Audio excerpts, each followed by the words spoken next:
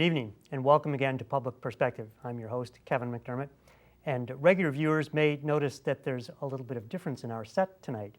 Well, the reason is that we are delving once again into the arts, and tonight we're going to be talking about the art of flower arranging. So Noel Luchinsky is our guest. Noel, welcome to the show. It's a pleasure to have you here, and a pleasure to have all of your work around us. Thank you for having me. It's a pleasure to be here this evening.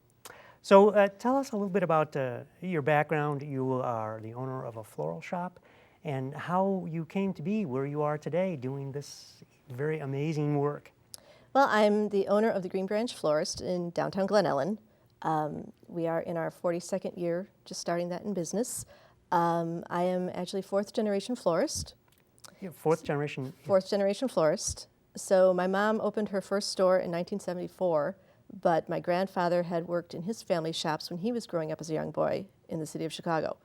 So I worked alongside of him when she opened her first shop. I was there since I was a little girl. This is working like side by side. Something from the Renaissance where people pass down through the generations. Pass down. The accumulated art. The floral business is one of the businesses that passes down quite frequently from generation to generation. So I learned my floral background from my grandfather and from my mom. Mm-hmm. Went to college and have a degree in business and accounting and communications, and came back. Just to exercise that other side of your brain. You have to use that other side of the brain. I love the number part, but being an accountant all day was not my thing. Did you try that for a while? I did not. I did not. I went to college knowing that when I came out of college, I was going to join my mom as a business partner.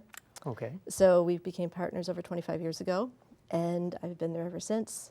I love the creative side of it. I love the different change of seasons. I love the different flowers, the different. Every day I don't know what I'm going to walk into. You know? Well, that actually leads me to my next question. Many people who do the same thing year after year eventually get tired of it and find that it's repetitive. But you've been doing this since you were 7, and apparently it hasn't gotten old yet. Hasn't gotten old yet. It's always a new trend, a new theme, new colors. When we do weddings, it's whatever the new color is in season. This past summer, we had a lot of weddings that were in the corals and orange color tones. And so it's constantly changing. So while we can get in one trend where maybe for a year or two everything's going to be all white bouquets for a wedding, now suddenly it's more into the punchy colors of the hot pinks, the lime greens, the oranges, the hot colors. So as an artist, and I hope you don't mind my using those terms for what you do, how does that affect what you do as these colors change from one season to the next, as like popularity fades or explodes? How do you approach that as an artist? It makes it exciting. Obviously I deal with the fresh floral product. There's always new varieties coming out to keep up with those trends.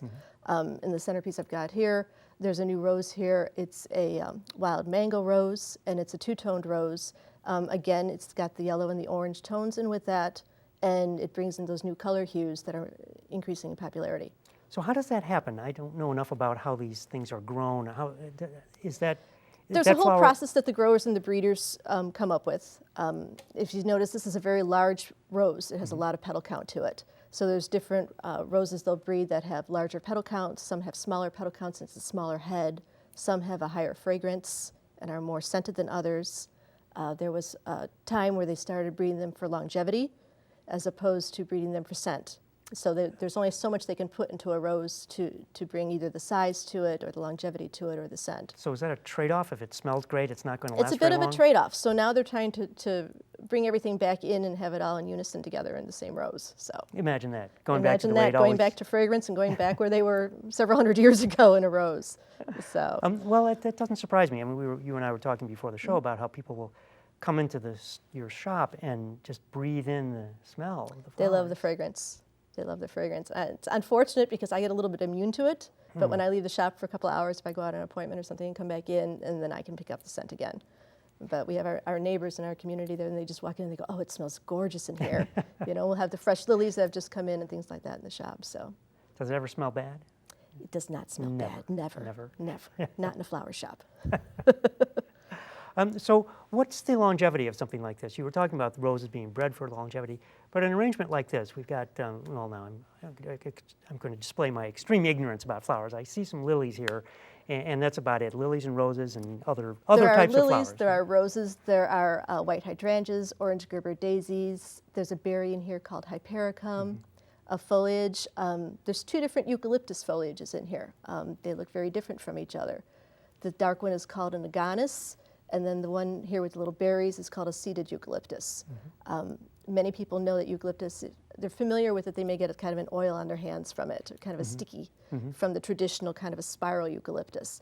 Neither one of these have that sap in the stems, so it's kind of nicer to work with in that regard.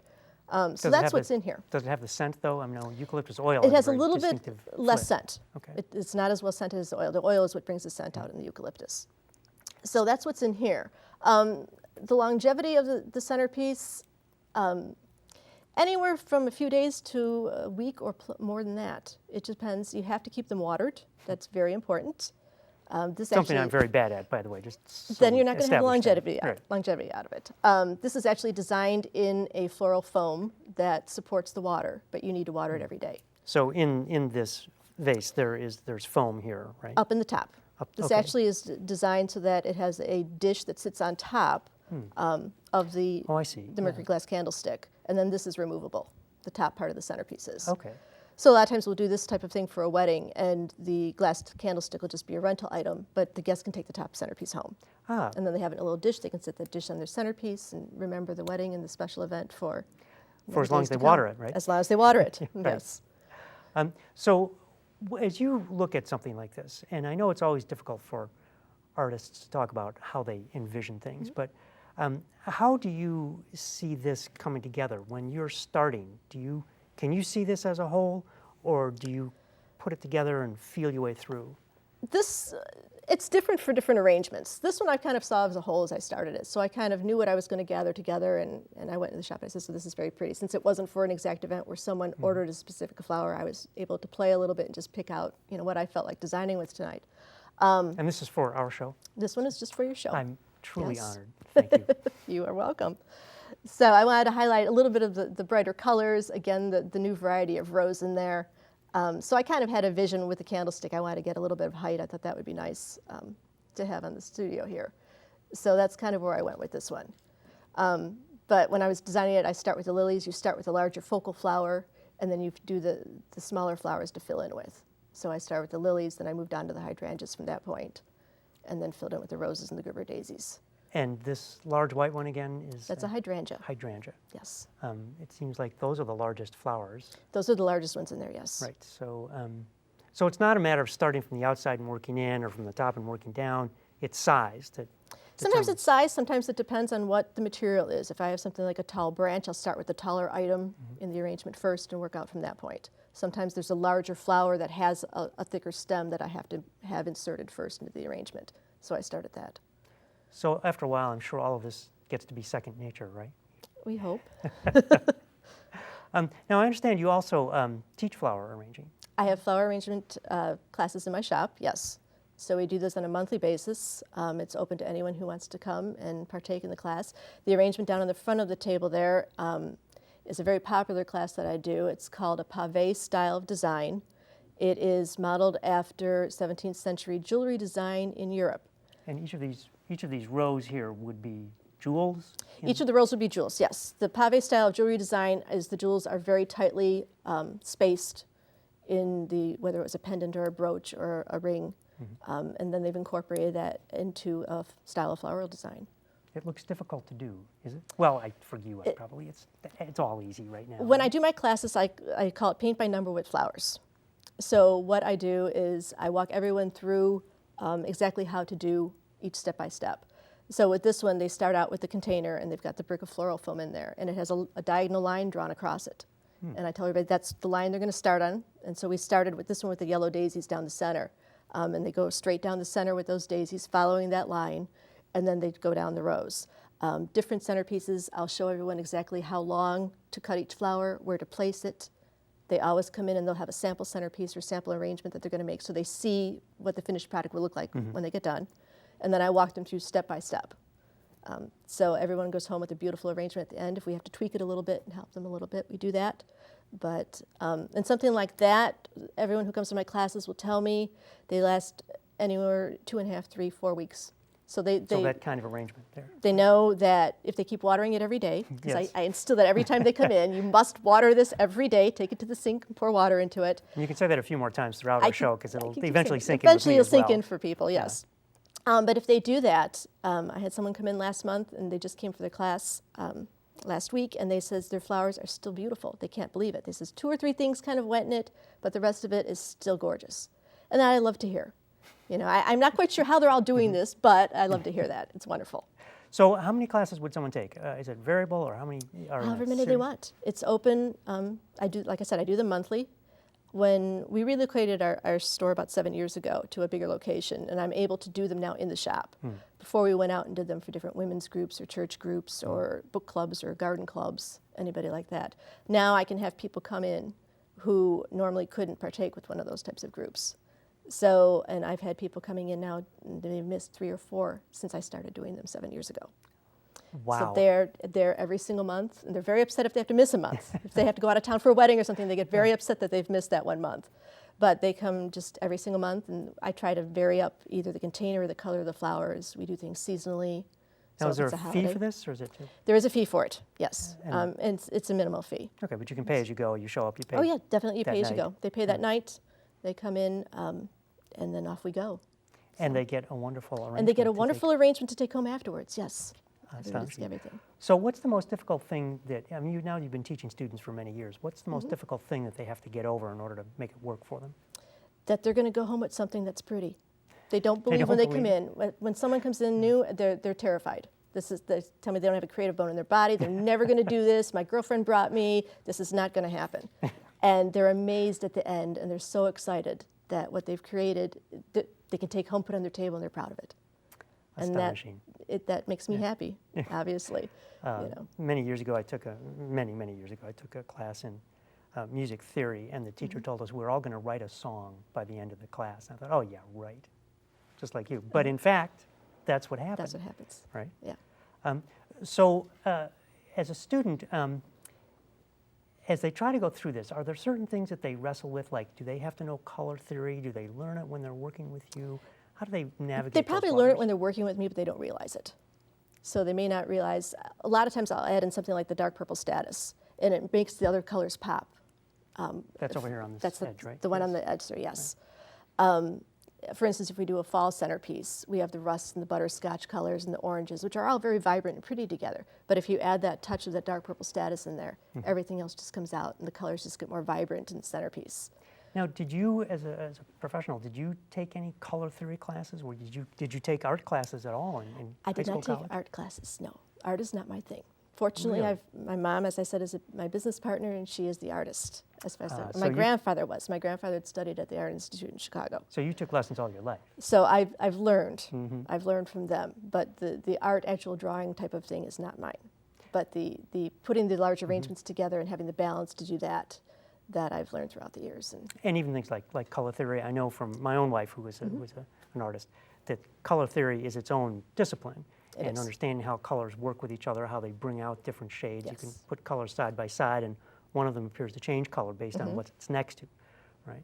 Reds So- and pinks will do that, and they'll tone each other out, or they'll blend together. We'll use a lot of times the red, the hot pink, and a light pink color together, and they kind of start muting together in bouquets and things like that. So Yeah, I found color that definitely with, does play. with my clothes when my wife would take a look at them. And Exactly. yeah, you really think those two go together? Yeah, you may want to rethink that one. Yeah. but Take yes. a look in the mirror Yes. under brighter light. and So see what you exactly. think. So if someone comes in and says, "How do you think these go together?"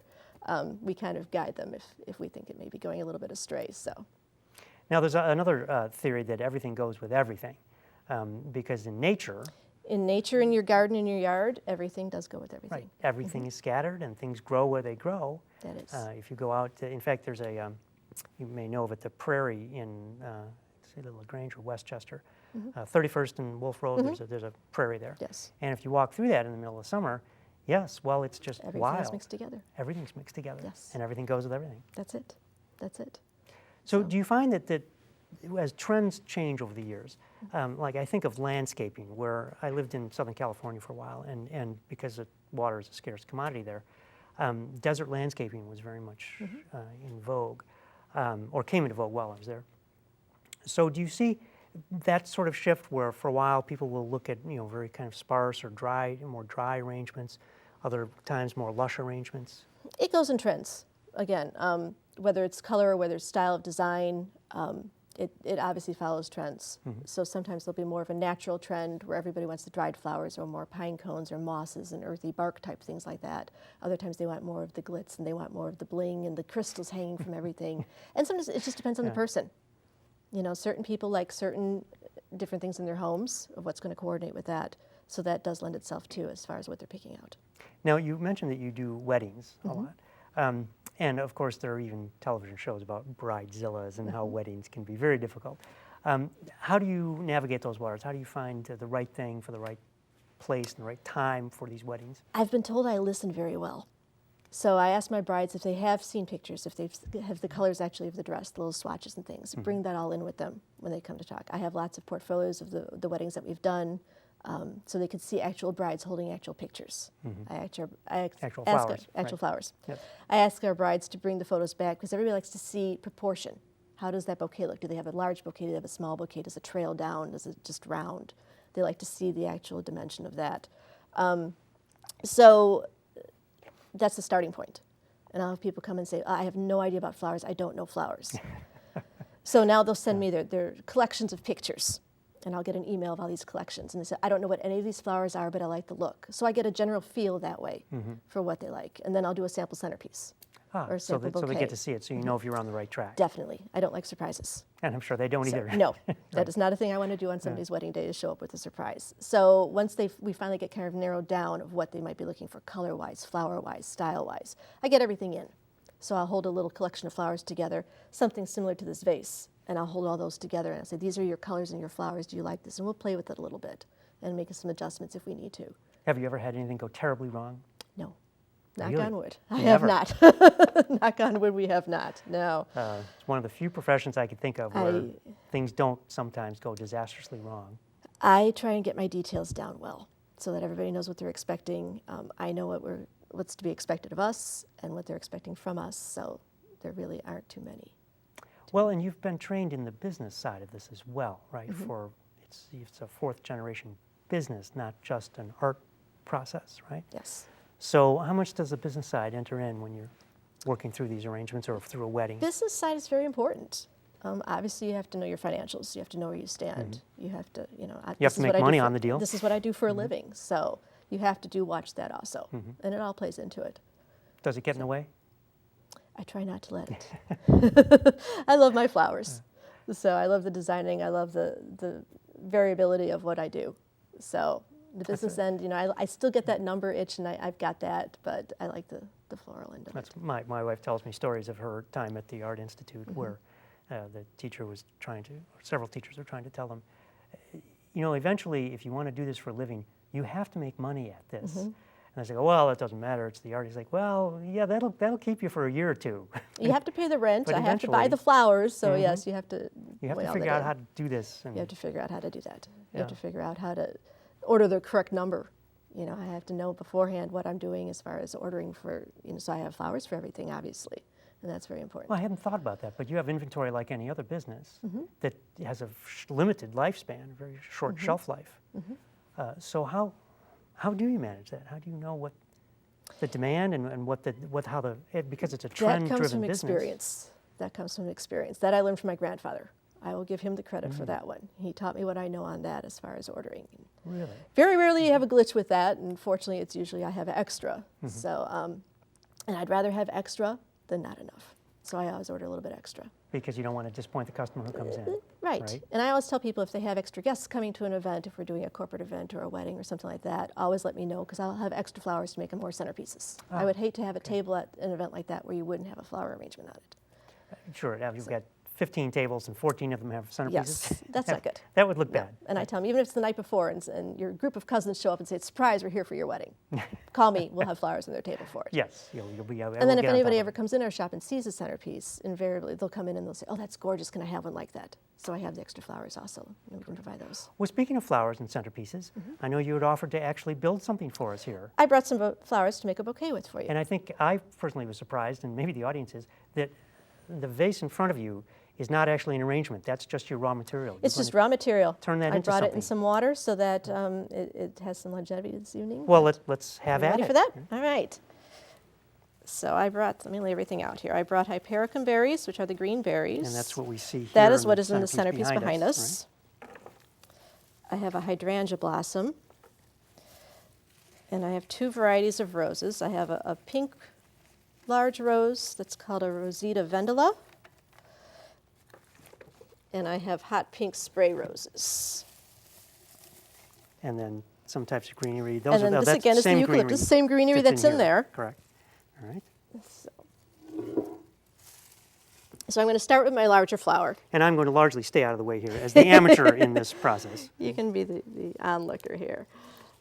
And with the hydrangeas, they have little brackets on them. I don't know if you can see that on the camera or not here. We'll but take your they've word got for it. little brackets, and we can kind of feed the flowers in between those a little bit so that we have the white spaced out amongst the colored And those flowers. are just natural features. It's not like you've attached metal brackets to this Natural thing. feature. Everything is natural here. The only thing I've done is remove the foliage from the roses, so I have the roses that are just the straight stems, and I've Okay. removed the thorns so that I'm not being gouged by those this evening.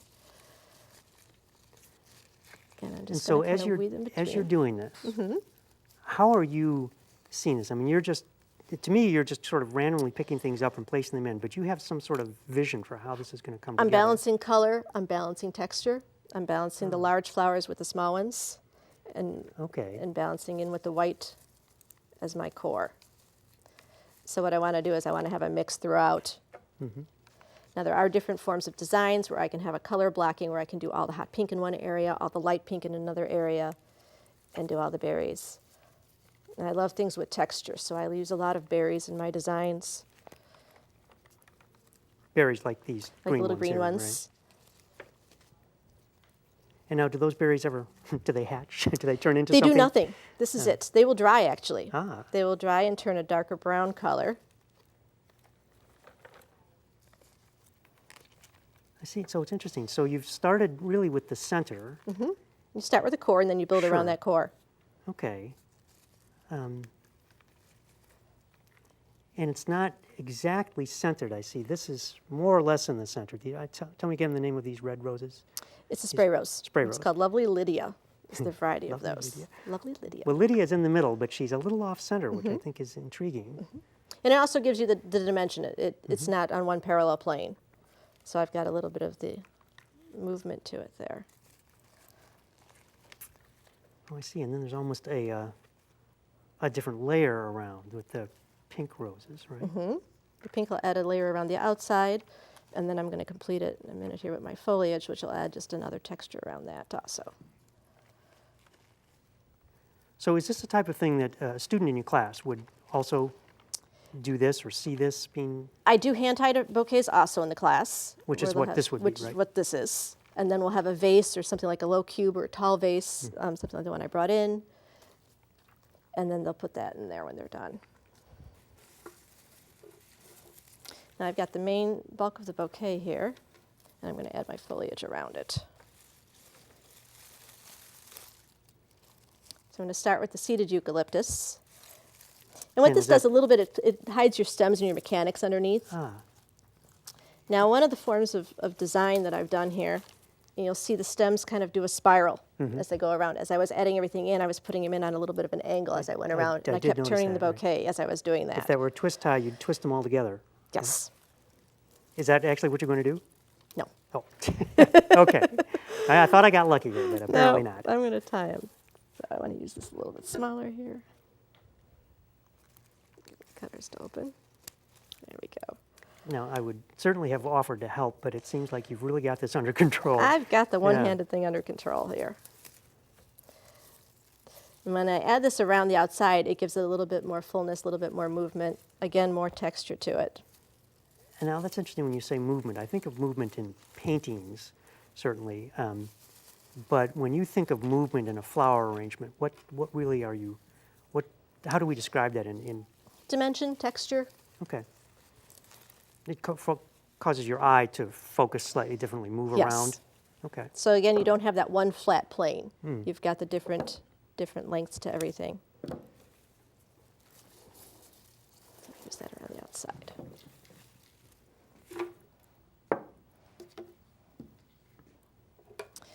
So now I have a twine, and it's a coated twine. So when I wrap around the bouquets, And it's coated with wax. wax. It has a waxy coating to it. So I'm going to wrap around, tangle my scarf.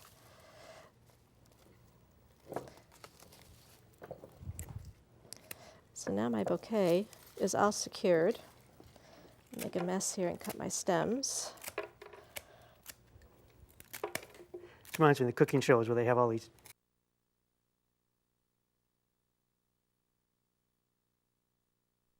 sweep things away and you don't see them.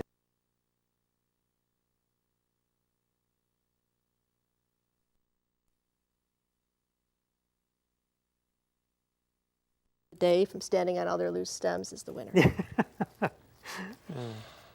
And now this is just for decoration? This is decoration. This is a wool thread or cord with a wire in the center of it.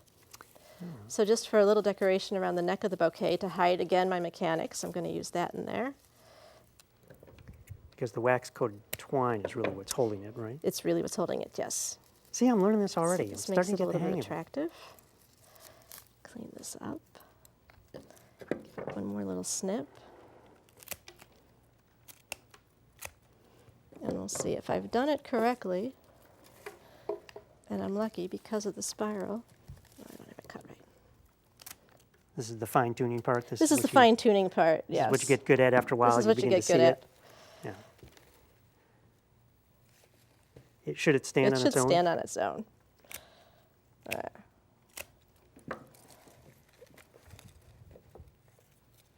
And there it is. There we go. That is fabulous. If we had a studio audience, I think we'd all be applauding right now. So anyway, this can be put in a vase, obviously. It can be carried for a bridal bouquet or a bridesmaid. It can be given as a presentation bouquet to someone who's in a play or receiving an award. So anything of that sort. Now, let's say if you were presenting that on stage to the ballerina, the prima ballerina, Exactly. you wouldn't see these stems here. So what would you do on the bottom? We wrap it in cellophane.